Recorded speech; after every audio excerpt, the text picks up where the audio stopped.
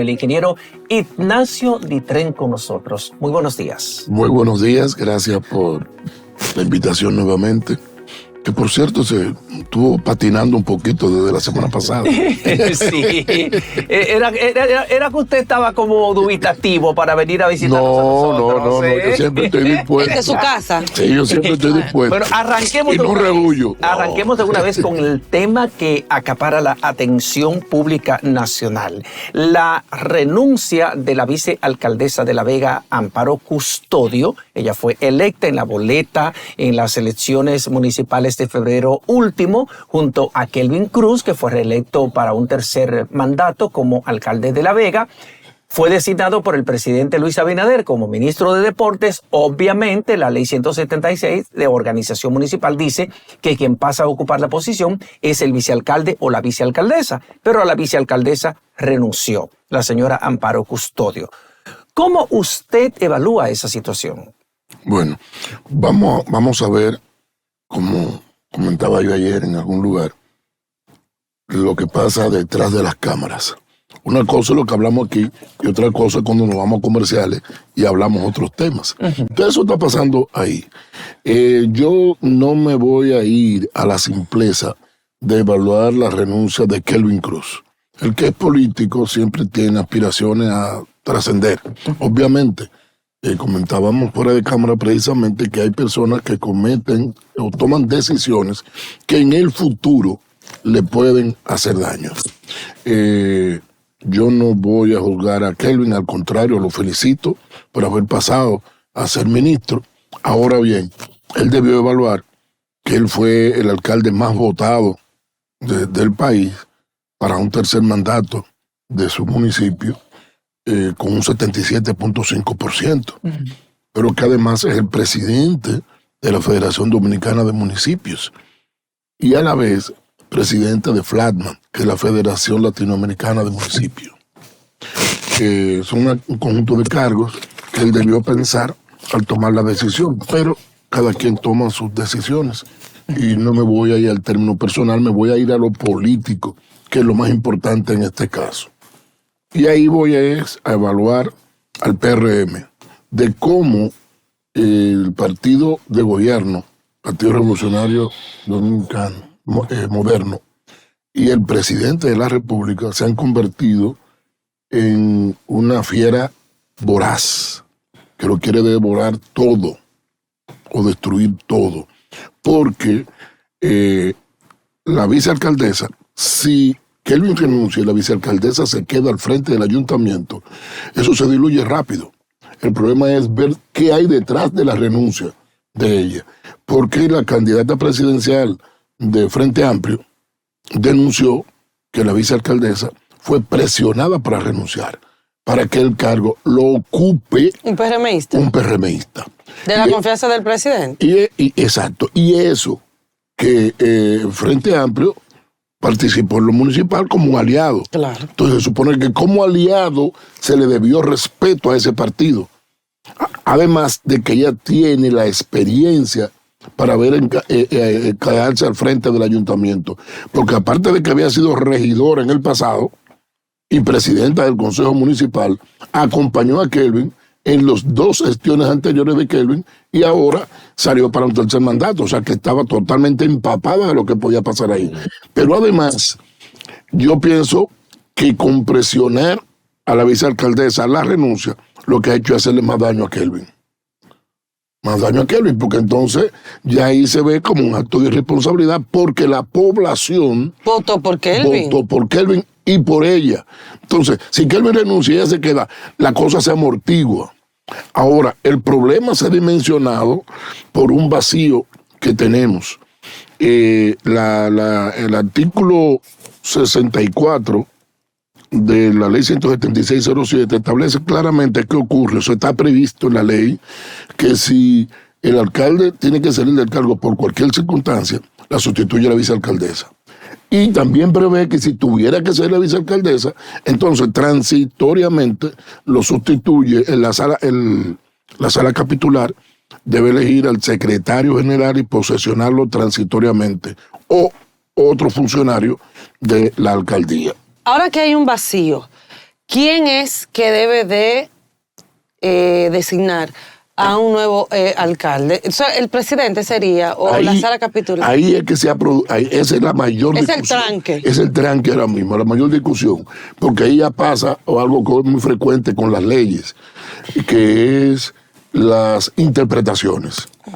En el caso, cuando la Constitución se refiere a los legisladores, entiéndase, senadores y diputados, habla taxativamente que a falta de, si un senador renunciara, muriera, lo que fuere, para sustituirlo, el partido que postuló a esa persona debe enviar una terna a la Cámara correspondiente. Si es diputado, a la Cámara de Diputados, y si es senador, al Senado. En el caso municipal, que en la Constitución está contemplado en los artículos 199, 200, 201, 202 y 203, no se establece mecanismo de sustitución. Entonces, al no establecerse mecanismo de sustitución, algunos se han ido al artículo 128 de la Constitución, donde se establecen las funciones del presidente. Y hay uno de los de los ítems que se mencionan entre las funciones que tiene, habla de nombrar hacia algún funcionario de un organismo descentralizado o autónomo faltare, debería nombrarlo el presidente. Ahora bien, ¿es eso legal o legítimo? Y si el caso no fuera con alguien de un ayuntamiento del PRM, sino de la Fuerza del Pueblo o del PLD, y falta el alcalde o la vicealcaldesa, ¿lo va a nombrar el presidente también? Entonces ahí es una discusión que tenemos que hacer entre lo legal y lo legítimo y lo correcto. En este caso coincide que es del partido de gobierno y probablemente, bueno, ellos la salida que buscaron en el encuentro que tuvieron ayer fue nombrar una comisión para buscar una salida y seguro que ellos mandarán una terna. Enviarán una terna y el presidente la tramitará, supongo yo, pero esa discusión, al haber este vacío, va a ser lo que se va a tratar en los próximos días. Y el pueblo se siente engañado. Entonces, ya esa es la parte política. Por ejemplo, yo he estado yo casi no dormí porque tuve que hacer una investigación y unas comunicaciones a los compañeros, porque también ese problema se convierte en una oportunidad para la Fuerza del Pueblo. ¿Por qué razón? Porque en las elecciones de febrero, Fuerza del Pueblo lució débil, ¿verdad? Le sacamos poco alcalde y poco director. Entonces es el momento para que la dirección política municipal se apodere del tema y lo desmenuce, le saque el provecho, resaltando todo ese tipo de cosas. Ustedes ven, ustedes confiaron en este partido, votaron por él, ahora le quieren imponer a alguien por el que ustedes no votaron. Pero eso es un trabajo allá en el territorio. Nosotros arriba en la dirección política hacemos un trabajo a nivel nacional, pero aquí es al municipio de La Vega, que es quien está pasando la consecuencia. Entonces, ahí mismo, pero viendo, hemos visto unos ataques muy fuertes hacia el presidente de la Fuerza del Pueblo, desde el gobierno, acusaciones que indican en cierto modo que Leonel Fernández es la figura a la que va a tener que enfrentar este gobierno, y empezaron muy temprano, ¿no?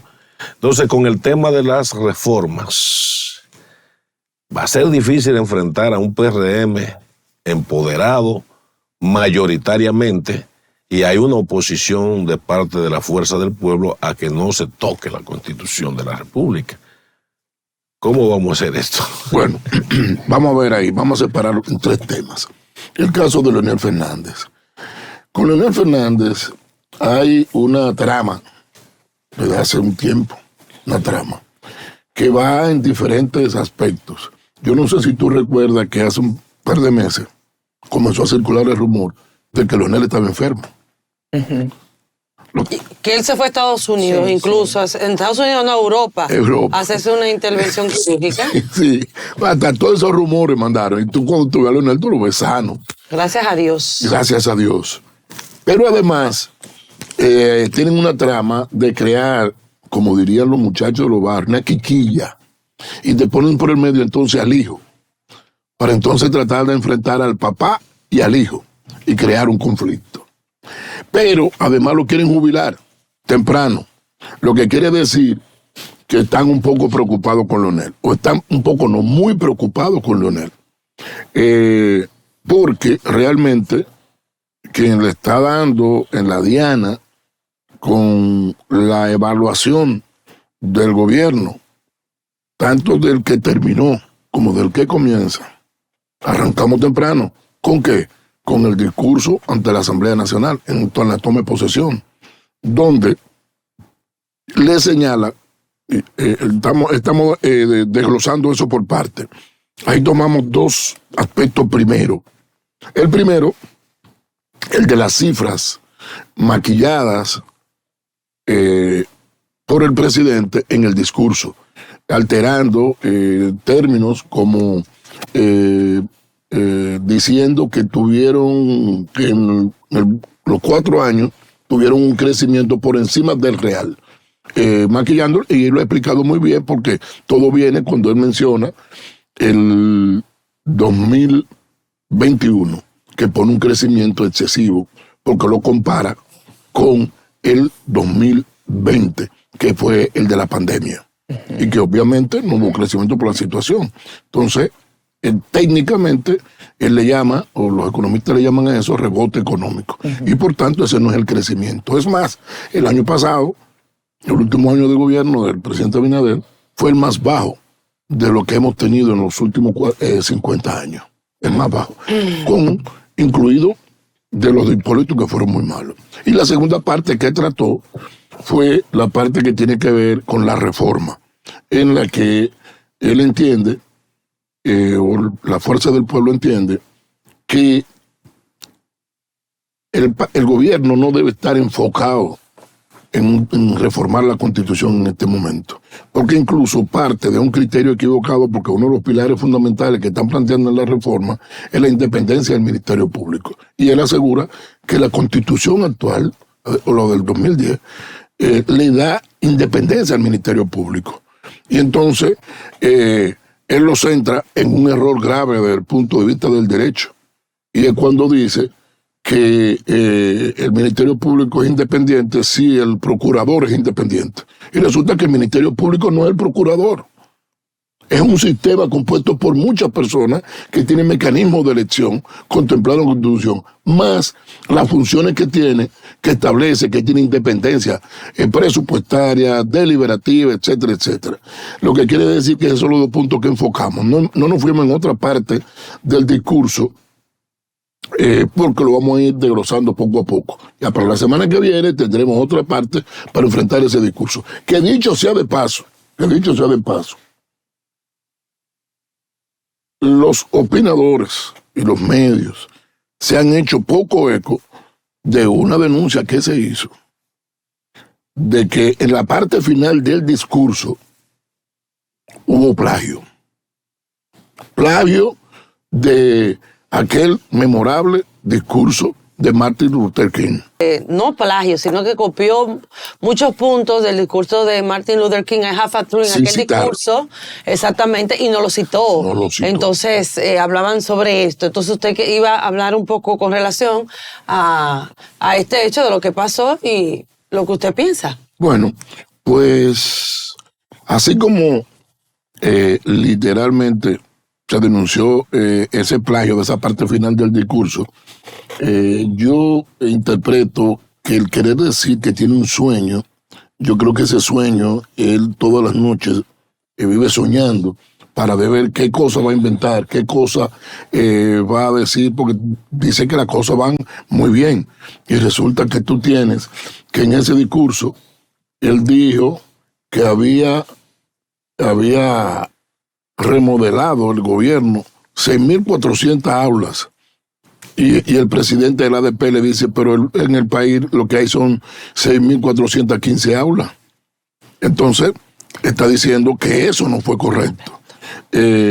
A propósito del inicio de este dolor de cabeza que tienen la mayoría de los padres con la vuelta al colegio y a la escuela, con la compra de los uniformes, los útiles escolares que están por las nubes,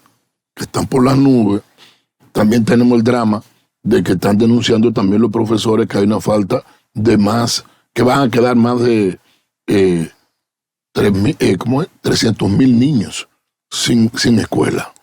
Pero además se denuncian que muchos de esos puestos están siendo ocupados por haitianos ilegales, lo cual tampoco es justo. Entonces eso está pasando en el país. En vez de estar pensando y perdiendo el tiempo en una reforma innecesaria, ¿por qué no piensa en lo que planteó quien está dirigiendo toda la parte eléctrica, que es Celso Marrancini? Que dice que le dijo antes de ayer que había una crisis enorme en Edesur. Pero resulta que ese Edesur ha sido administrado por el gobierno de Luis Abinader y el PRM durante 4 años. Entonces eso no pueden decir que es una crisis heredada, es de este gobierno. Y entonces tiene el tupé de decirme Rancini que tengamos paciencia. No, pero señaló que era en la gestión de Morrison. Sí, está bien, pero Morrison es la gestión de Luis Abinader. Sí.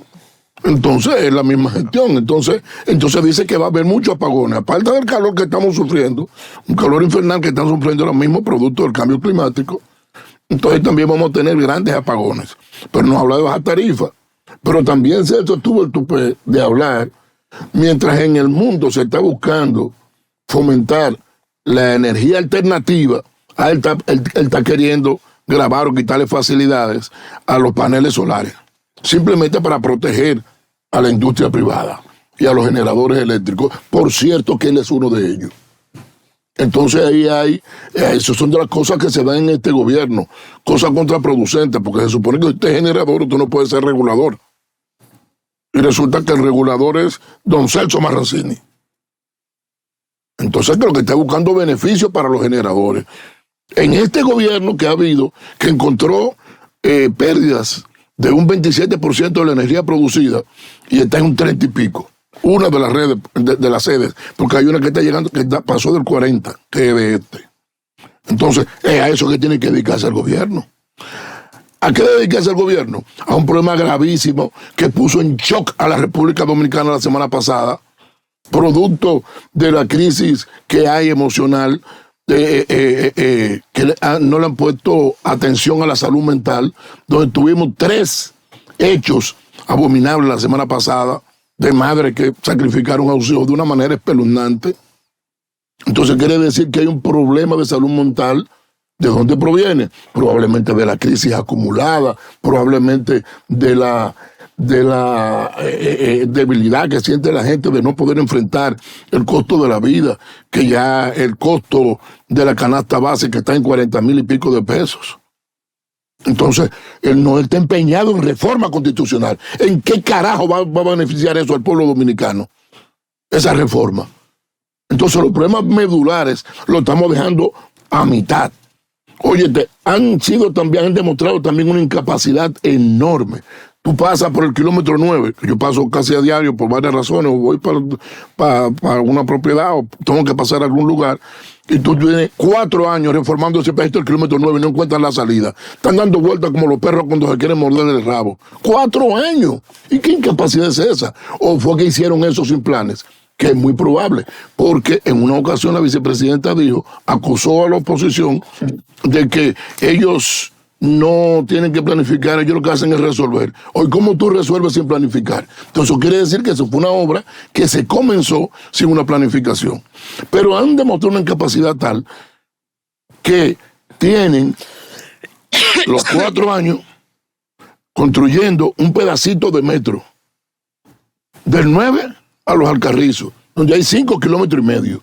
Y eso, de acuerdo a mi experiencia como ingeniero, a eso le faltan 2 años como poco. O sea que harían un pedacito de metro de 5,5 kilómetros en 6 años. En el gobierno de Leonel Fernández, cuando se construyó la primera línea del metro, se comenzó en el 2005 y se terminó en el 2008 la primera línea.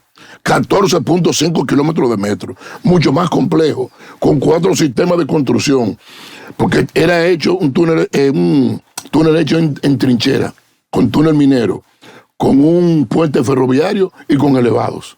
Y se terminó en 3 años y 6 meses.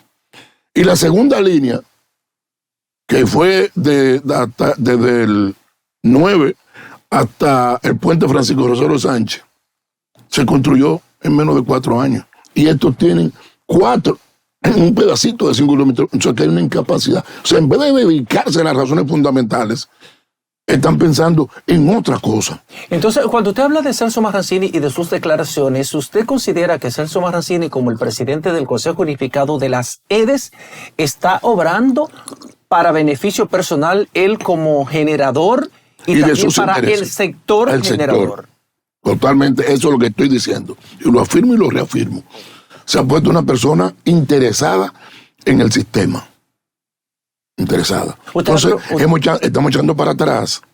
Usted ha visto denuncias últimamente que en la Dirección de Migración, una certificación que duraba 8 horas, la están entregando en 2 y 3 semanas. El problema del pasaporte continúa. Con apagones. Se hablaba de apagones. Bueno, entonces por el apagón no lo del gobierno. Entonces son ellos mismos. El caso es que los servicios han ido retrocediendo. El problema del tránsito se nos complica todos los días. Se nos complica todos los días y no veo medidas que estén tomando en ese sentido. Falta eléctrica provoca retrasos en la sede central de pasaporte. Eso fue ayer. No, pero acuérdate que ese problema viene desde antes de eso. Con la falta de la libreta. Sí, pero ahora también se debe, supuestamente, a la falta, o sea, eléctrica, o sea, la falla eléctrica, o sea, le digo por la energía eléctrica. Sí, porque una cosa va trayendo a la otra. Pero en este gobierno también hicieron algo insólito.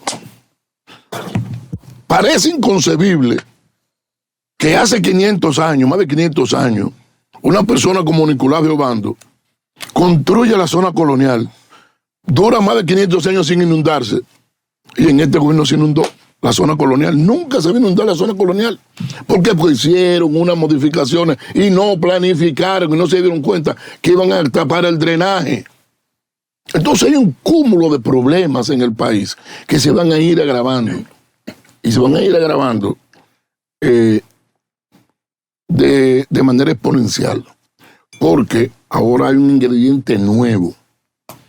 Y es la soberbia y el engreimiento de que lo tengo todo y no necesito a nadie y voy a avasallar y voy a imponer porque tengo la mayoría en todo.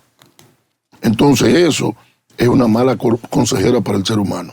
Ingeniero, usted me ha dejado un poco preocupado con el tema eléctrico porque si la gente es juez y parte hay problema. Entonces se puede generar una crisis falsa, como se quiso hacer con el caso de Punta Catalina, que primero era lo peor del mundo, y después, pero el interés real era de privatizar. ¿Usted cree que hay alguna intención entonces de crear una crisis en el tema energético y que decir que esto no funciona? Para justificar la privatización. Para justificar la privatización.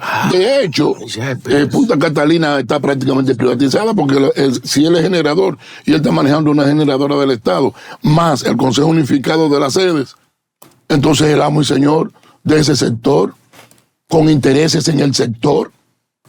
Entonces, estamos involucionando en el país y lamentablemente estamos sufriendo callados y después vamos a tener consecuencias graves. Usted habló ahorita en el contexto del proyecto de reforma constitucional sometido por el Poder Ejecutivo al Congreso Nacional, que ya fue dispuesto que sea estudiado por una comisión bicameral, que estaban tratando de jubilar a Leonel Fernández. ¿Qué le parece, por ejemplo, un párrafo transitorio o un párrafo infine a uno de los artículos que diga: ningún ciudadano dominicano que haya ocupado la presidencia de la República por más de un periodo podrá presentarse como candidato jamás a la presidencia ni a la vicepresidencia de la República? porque ese es un tema que están analizando. Van a someter esa reforma a esa modificación a la reforma que Luis Abinader presentó. La van a someter los diputados o los senadores porque ya lo anticiparon. Van a presentar reformas. Y esa va a ser una manera de cerrarle el paso no solamente a Leonel Fernández, sino también a Danilo Medina, que son los... Y consecuentemente a Hipólito Mejía también, que son los 3 expresidentes vivos. No, porque en el caso de Hipólito nada más tiene uno. Sí, Hipólito no tiene uno, pero el objetivo, según dicen, es Leonel Fernández y Danilo Medina. Oye, su cuco, su terror, se llama Leonel Fernández. Se llama Leonel Fernández. Ahora habrá una batalla legal. Ahí habrá una batalla legal. Pero lo más preocupante fue lo que tú dijiste, donde ellos en la reunión que tuvieron del partido, de la cúpula del partido y los legisladores advirtieron que después de abierta la reforma, ellos van a introducir otros elementos. Sabrá Dios que Marco y Cacata van a salir de esa pendejada por estar inventando. Mientras tanto, el país sigue a la deriva, con una cantidad de obras prometidas y no cumplidas. Pero lo más probable es que con esa inmensa mayoría que tengan, se sigan aumentando los préstamos, que han cogido más de 40,000 y pico de millones de préstamos, y tú no ves una obra sensible, terminada. Entonces, el panorama no está bien, el panorama no va bien, pero además, la reforma del 2010, que ha sido alabada en toda la región y en parte del mundo, por ser una de las mejores, más completas, conllevaba a una cantidad de leyes que había que adaptar a esa constitución. 32 en total. 60 y pico son. Pero fueron creo que reducidas a 32. Ok, pues 32. ¿Por qué no trabajan en eso? Porque primero hay que tener una cosa para comenzar con otra. No veo cuál es la urgencia, que no sea el principal propósito, que eso que te acabo de decir, jubilar a Leonel. Y para ya ir cerrando, señor Litren, que ahora que la cosa se está poniendo caliente. El doctor Leonel Fernández acudirá para el 2028 como candidato presidencial de la Fuerza del Pueblo. Bueno, es temprano, pero como mencionaba ahorita... Política no es temprano. Lo que te quiero decir es que nosotros estamos en el partido en un proceso de fortalecimiento del partido.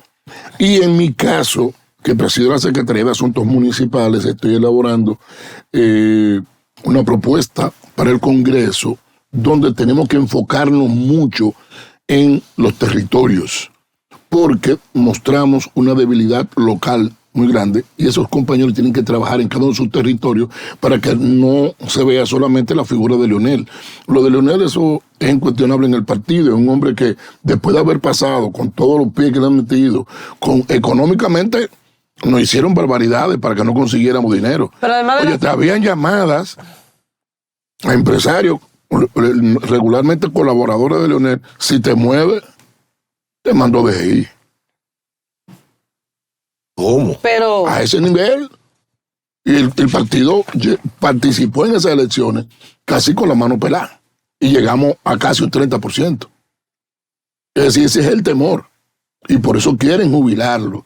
Y por eso quieren... Bueno, pero si, por ejemplo, si lo jubilan, por ejemplo, ahí está Omar Fernández, que es un buen candidato. Bueno, lo que pasa es que... tiene todo el perfil y la población ya lo está visualizando él como futuro presidente, incluso lo han pedido para el 28. Lo que pasa es que en un partido, tú no puedes, comenzando un periodo, decir que si no es Leonel es Omar, porque ahí vendrá entonces otro ataque.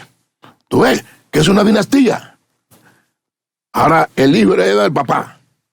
Y son ataques que van a venir. Y a Omar lo están tratando bien ahora, porque no es en este momento Omar una no amenaza. Lo trataron bien, ¿no? Omar trabajó mucho en el tema de la campaña, las aspiraciones a la senaduría. No, totalmente. Pero desde el momento en que se convierta en una posibilidad real, no crea que lo van a tratar con mano de seda.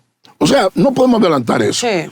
Incluso Omar, para parar un poco la cosa, muy correctamente una vez viajó a Estados Unidos algo y dijo, no, yo estoy concentrado en mi papel, voy a asumir como senador y yo estoy seguro que el candidato a la presidencia va a ser Leonel Fernández en el 28. Pero, insisto, es temprano todavía vamos a fortalecer al partido con un congreso que le dé unas reglamentaciones internas y pueda permitir el surgimiento de nuevos liderazgos. Que dicho sea de paso, vi, no me acuerdo si fue a la politóloga Rosario Espinal, hablando de que nosotros vivimos copiando como nación.